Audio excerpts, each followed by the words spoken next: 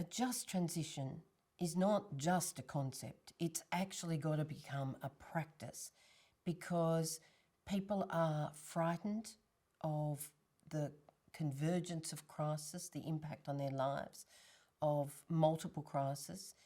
They're barely making ends meet.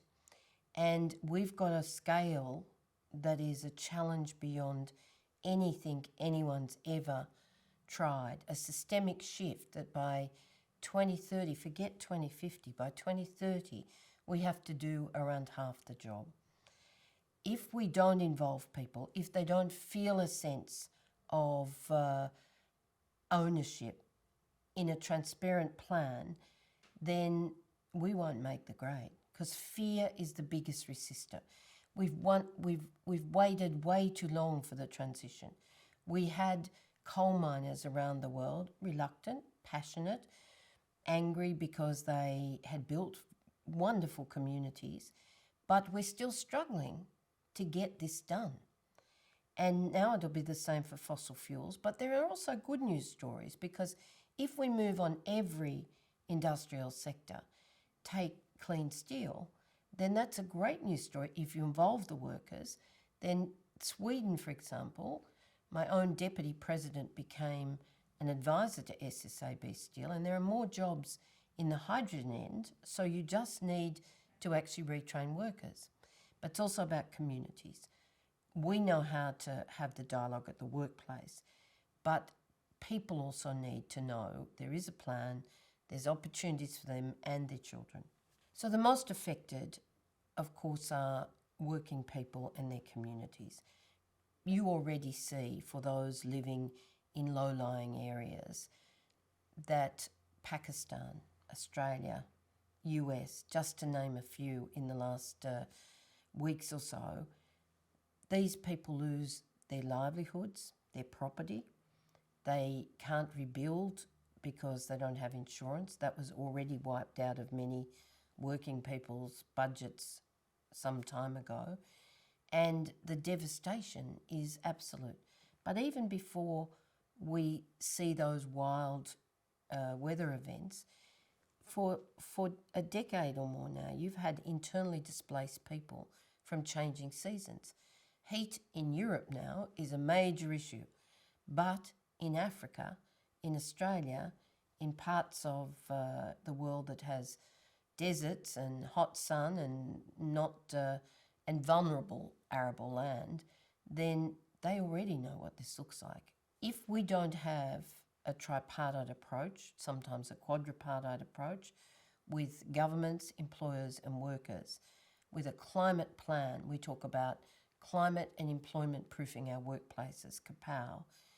If you don't have that dialogue, if there's no transparency, then workers won't trust employers.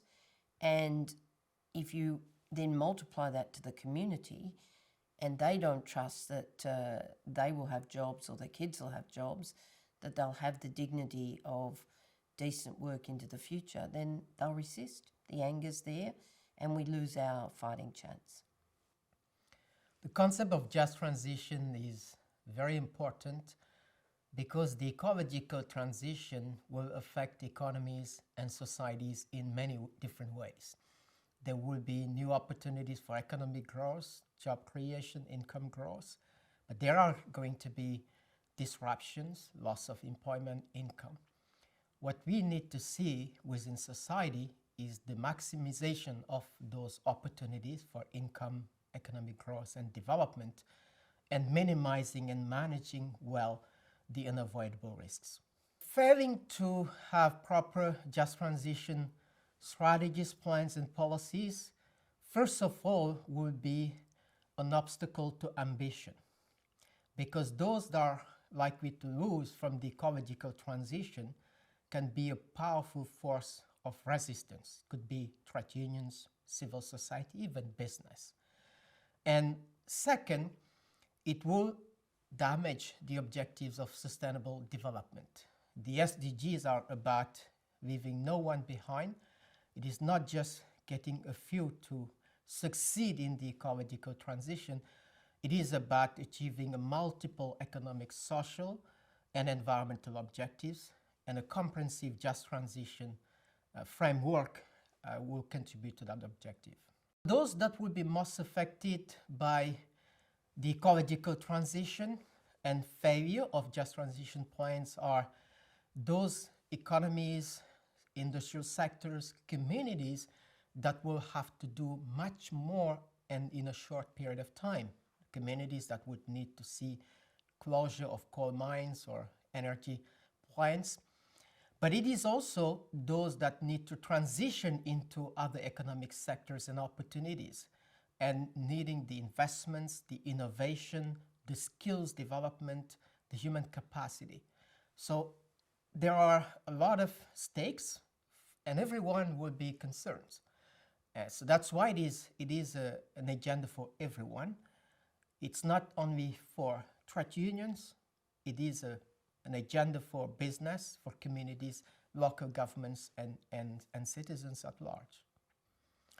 Governments, businesses, and I would also say trade unions have an important role to play to enable a just transition for all. It is important first that collectively, as actors in the real economy, they forge a social consensus that will make it possible to have ambition. That is what in the world of work we refer to as social dialogue. Then second, governments in particular have the responsibility to put in place the regulatory frameworks, the policies, and set the direction of travel. It is important for business to understand that the economy is going to change. They have to find ways to innovate, to invest in the economy of the future, clean energy systems, sustainable food systems, transportation, and to prepare the workforce for that. We don't want to see stranded assets, but we don't want to see stranded workers either. The trade unions, the workers have to realize that the world is changing. And I think that realization is already present, and that is why what in the world of work we see is that the trade unions have been at the forefront of the agenda for a just transition because they know that change is going to happen. They want to discuss the modalities of that transition and not be left having to deal with loss of jobs and income. And it's also an issue for communities and workers. And that's why coming back to the need for social consensus, policy frameworks, the engagement of all so that no one is left behind. The concept of a just transition is very important because it deals with some part of the components needed for completing a successful transition. So basically we have two big challenges, which is transitioning very fast, which in turn requires having an unprecedented collaborative effort. So if we don't get everybody on board, it's unfeasible to perform it on the time frame that we have. And for getting everybody on board, we need to address some structural aspects that are pitfalls from the past, things that were not sorted out in the past. And if we don't address these things, we don't manage to provide the resiliency needed to navigate the future either. So both for urgency and resiliency, we need to implement justice and equity. I mean, now we kind of speak for both things at the same time, but it's equity and justice for the transition that we need. The consequences of failing, I mean, I think they are unpredictable. First of one, it's we won't comply with any climate target that we have on board, so we'll need to deal and to cope with increased climate damages, which are going to be unstabilizing and are probably leading to a socio-political environment that it's going to be very difficult to navigate. So we will fail in the transition if we do not address the justice and equity dimension. So if we fail to address the equity and justice dimensions, I think we will all be affected, but it will be a sequence. First, the ones that will be most affected are the ones that are more vulnerable to climate change, but it won't stop there because it will unstabilize all our socioeconomic and political systems. So we will all ultimately be affected if we do not manage to implement and to address the equity and fairness components. The role of government, it's huge on businesses, on guiding the direction it needs to take, but not only on government on the traditional sense. So I mean, there is also a governance issue. So government should be acting on behalf of citizenship, on population. And this driver for businesses, it's what can make the difference between businesses providing social value or being more slow, let's say, to provide enough social value, and then to facilitate implementing the equity and justice requirements. So government is a key piece, but perhaps government also needs to evolve to act better and to direct business and facilitate the role of society on pushing the transition ahead. The concept of just transition is so important because we have come to a point in time in our world when we have to either plan for the transition or it's going to happen through some catastrophic events. And so defining the transition is one major step towards finding the solution. The consequences of failing is so clear. When things are planned and we have all the parameters laid out, working for concept, working for sufficiency, ensuring that everybody is included in the solution, then things could be difficult, but everyone will be engaged in getting it done. But if you don't plan, if you don't understand the case, the matter, then it will be a disaster. The most affected definitely are those who least cause the problem. And these are the people who live at the often ignored end of the pipeline. A lot of the time we talk about the problem in terms of greenhouse gases in the atmosphere. We forget that this starts from, for example, from extraction of carbon from the ground. So those poor people who live in the coal fields, the mine fields, the oil fields, they are the worst affected. The challenge that's confronting the world today is not things that only individuals could tackle. It's got to be done at a global level. And so we need governments to come together to plan because it's not an individual challenge. And we need cooperation because they are the ones driving the economies. The two together, we could have a solution. Working separately, we're going to have the problem persisting. Understanding the concept of a just transition is important. It's important to understand what are we transitioning to and what are we transitioning from. We're transitioning from a growth-centered economy that is not centered around servicing human well-being or the thriving of other species, and we're transitioning justly to a model that is built around trying to support human thriving, trying to support all the species that we have on this planet, and to have a society that's organized around well-being, whether that's our economy, our social structures, and our policies. And I think for that question, it's important to understand the why, from where are we starting and where are we really going. The consequences of failing are nothing short of civilizational. The consequences of failing are, in my view, failing our potential as a species on this planet to be a species that is able to fit in with 8 million other species that we inhabit this world with.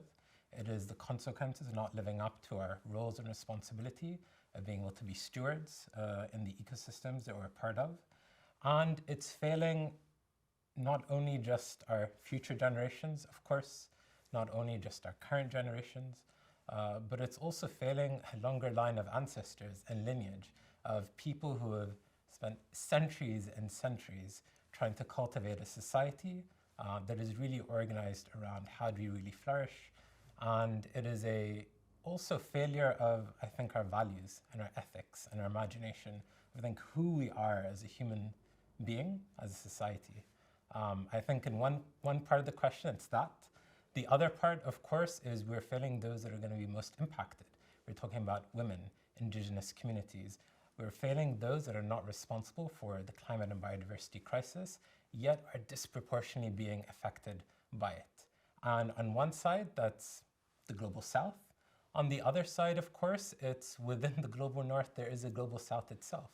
There are over 50% of people in Europe and the States are also not responsible for the climate crisis. They're also struggling with the cost of living. They're also struggling with trying to adapt. And we're failing those that actually have the power but are not being emboldened with the power to take action. So the role of business in a just transition is to move away from a lens of GDP being the measure of economic success, the measure of what's actually going to solve the climate crisis. Actually, when we say that it's economic growth is going to solve the climate crisis, what we're really doing is outsourcing our political agency to innovation and growth alone, where actually that's not the case. It's not scientifically true, it's not biophysically true. We know, confirmed by the IPCC, the only way that we're going to solve the climate and biodiversity crisis if we move towards this mantra and this aspect of economic growth at all costs. And actually the role of governments, the role of businesses, should be to restructure society where our measure of success isn't GDP, our measure of success isn't just expansion and growth across all industries, but it's actually what are the aspects of the economy that are the most destructive that we need to degrow first. So we know that's military emissions, we know that's planned obsolescence in technology projects, we know that's fast fashion, we know that's destructive agriculture practices. And it's what are the aspects of the economy we actually do need to grow. That's education, that's healthcare, that's sustainable foods and regenerative foods. And the role of business and government together is to have that acknowledgement that we're no longer outsourcing this type of political agency to innovation alone. And we need to do the hard work of social innovation, of actually restructuring society that we're able to meet our social needs within our planetary boundaries. Now, it's a simple answer with a very complex equation, but actually a just transition provides the components of what that equation should be. We live in perilous times. We are affected by climate change, environmental changes and problems, and also security challenges. And we understand that in order to get people with us in the necessary changes to our lifestyle and our priorities and so on, we need a just transition. And that means that we have to bring on board those most affected and those most involved and who will have to be partners in change. If we fail to involve and inform and mobilize people as partners in change, then the whole community and society as a whole will fail. We will not reach our goals. And I think that this is very serious for our future. The people most affected by these very drastic changes stemming from climate change and environmental problems that we have are, of course, indigenous peoples. And I think that this is also why it is so important that we engage them, because they are also the best guardians of, for example, precious land and environments. So we need a just transition into a new system and a better world, hopefully. I think that both governments and political leadership is necessary to enable a just transition. And businesses, of course, from an economic point of view, but also from a sustainability point of view, have to be involved in those deep changes necessary, and also as partners in a just transition. The concept of a just transition is fundamental to engineer the change that particularly farmers want, because currently the system that farmers are operating is very unjust in so many ways. So by introducing discussions of transition, it actually is introducing issues of equity and fairness, particularly in the distribution of value and reward that delivers more to those that are not so privileged. The consequences of failing is that there is going to be, farmers are going to take matters into their hands if issues of fairness and equity are not dealt with, because ultimately it shall reach a point where it's not sustainable and we are going to pay heavy costs for inaction. The most affected, maybe I have a bias around that, are the producers. They are the ones that are the most affected in so many ways, including that they are the most hungry, and also they are the poorest in a world of plenty of food and in a world where the business volumes and values are huge globally. Government primarily's role is going to be to ensure that there's fairness and moderate good policies, and perhaps also look at that there's regulations and penalties and incentives that ensure that the right behavior by all parties, and more specifically by the commercial sector that is more powerful than the other producer, the other actors in the value chain. And also the primary responsibility for the private sector is to be honest, to have a value-based system that is transparent, that is ethical, that ensures that everything is shared as fairly as possible across the board. There are two reasons why just transition is really important. I think one of them is quite about principles and the other one is about being pragmatic.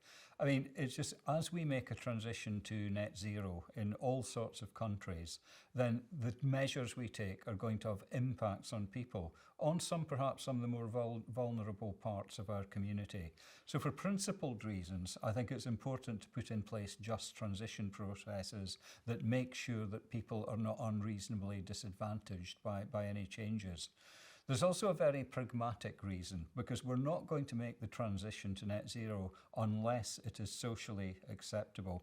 So for practical reasons, we do need to make sure that we are addressing the concerns of people who may be affected in different ways. The consequences of not achieving a just transition are, first of all, that vulnerable people may be badly affected, much more worse than others. For example, people who are working in industries that are high carbon, unless we think about where their destination is, what kind of jobs they can do, how they can be retrained, they will be worse off. And the other risk is that we don't get a transition at all, because it will meet public opposition because of the impacts on society. We've seen the Gilets jaunes, the yellow vests in France. These are the kind of things we need to be concerned about. In the Scottish Just Transition Commission, which I've been chairing, we've been thinking very widely about the kinds of people who would be affected by the change. And it is a very wide group of people indeed. So people who are working in high carbon industries that will inevitably go into decline are people that we need to worry about what their livelihoods going to be in the future, how will communities be affected. But we've actually expanded it, our definition quite a lot. We're also thinking about consumers and the effect of a just transition on consumers. So for example, if you're living in a rural area and you're trying to make a shift from private transport to public transport, are you going to be served effectively? Is the bus going to come more than once or twice a day? Many of the technologies and the kind of kit that we would need in a net zero world are actually quite expensive to buy up front. So how does that affect people on lower incomes who may find it more difficult to raise the capital, the heat pump for the home, the electric vehicle? These are all the challenges we need to think about, that who pays and how it is done fairly. Just transition will not be achieved unless government and business actually take an active role there. So the first thing I think that governments need to do is to act as the kind of ringmaster for the process and bring people together, engaging a wide range of people so that there is social buy-in around just transition processes. The other thing that government needs to do is lead on planning for just transitions, because the lessons from the past, for example, exiting the coal industry, say in the UK, is that unplanned transitions are unjust transitions. People need to know where they're going to make plans personally. Businesses need to make plans for investment to move us through. So government and business have a huge role, and they need to speak to each other, and they need to speak to a wider range of stakeholders as well, and that is absolutely critical. The just transition is really essential if we're going to hit our goals for climate change, but also for nature more broadly. Because unless we actually bring people with us, we're not going to build the trust for quite transformational changes. But also, I think there's a positive side that actually the just transition is a way of looking at how we use the climate essential imperative, the emergency we have, and use that emergency to actually drive positive social change. So if we don't deliver a just transition, I think we will not achieve our climate targets, which means that the consequences for particularly poor developing countries, exposed communities, vulnerable communities will become more and more acute. And also, I think we will fail to address the issues of rising inequalities in our society. So we'll really be hit by a double whammy, really. We'll have the climate impacts and increased inequality, which obviously will lead to increased turbulence in our societies. So the just transition started in the labour movement and particularly focused on workers, but that's workers throughout the economy. So it's workers in the energy sector, in agriculture, in industry, transport, construction, and so on. But also we need to think about communities as well, because often, for example, energy sector, it's located in particular areas, fossil fuels and so on, so we need to think about communities, but then consumers too. And I think we're seeing this particularly in the energy crisis caused by Russia's invasion of Ukraine, that obviously there are huge justice issues in energy consumption, fuel poverty is increasing. So I think it's really looking at those three groups, workers, communities and consumers, and ensuring that their voices and needs are taken into account when we're driving ahead with climate policy. So governments have the key role in delivering a just transition, as they do more generally with climate policy. And it's important for finance ministers of each country to be thinking about just transition, allocating proper spending for education, for training, for regional policy, industrial policy, and so on. So that's key. And a number of countries are doing this. So we have countries coming forward, South Africa, the EU, in the UK, we have Scotland, and so on. So that's what they need to set the framework, allocate the resources, and allocate the expectations of business. And in terms of business, and I'd include finance in here, business clearly, as they are thinking through their transition plans, they need to make sure that just transition, the incorporation of workers, communities, consumers is part of that. There is proper dialogue and proper plans for delivering a just transition. And then you've got to have the investors making sure that companies are delivering and the banks coming up behind. And particularly thinking through not just the big companies, but also the SMEs, the smaller companies, particularly regional sort of clusters of small businesses, and then obviously individual consumers and householders, and working with them, particularly in terms of how we're going to upgrade housing stock. So a key role. The just transition really matters, because if we don't engage on the social impacts of the transition ahead, we're going to get a really negative impact from people, populations, when they know the price that we have to pay to step away from the high carbon economy towards net zero. I think a lot of our leaders have been afraid to have that conversation, partly because of delaying the change we need, but also because they want to talk about the upside of the green economy. And there's a big upside, but there's also risks that need to be mitigated. So just transition is all about that. The consequences of failing are that actually social impediment might become our biggest risk for reaching net zero by 2050. I think we understand the science, technology is coming, even finance is coming, but we need to take people with us and leave no one behind. And I think the public is very unaware of what changes need to happen over the next years. Most affected people by the transition ahead will be workers, obviously. Those workers in high carbon industries need to find opportunities, need to be helped to be reskilled into the green economy. Communities, we're moving to a future not necessarily where there'll be less mining. We do need to recycle and reuse and have circular economy, but the huge demand now on transition commodities, on lithium, copper, cobalt, etc., very invasive on populations and communities, and particularly indigenous communities. So we really need to watch that. We need to make sure there's free, prior and informed consent. We need to make sure that communities have some equity and sharing in the riches ahead. So we are basically creating whole new supply chains around the world. Let's not repeat the mistakes we made with the carbon economy. The roles of government and business in ensuring just transition is that no one can do it on their own, right? Governments are absolutely need to be in the driving seat, particularly for the transition out. This is an issue of political economy. People have to be helped. The poorest and the most marginal have to be protected in the transitions ahead. So governments have to lead. Richer governments have to help poorer governments in terms of international aid and development. But business itself needs to decarbonize, needs to bring the technology and the jobs forward now without delay in terms of the economy we need. They need to skill the workers.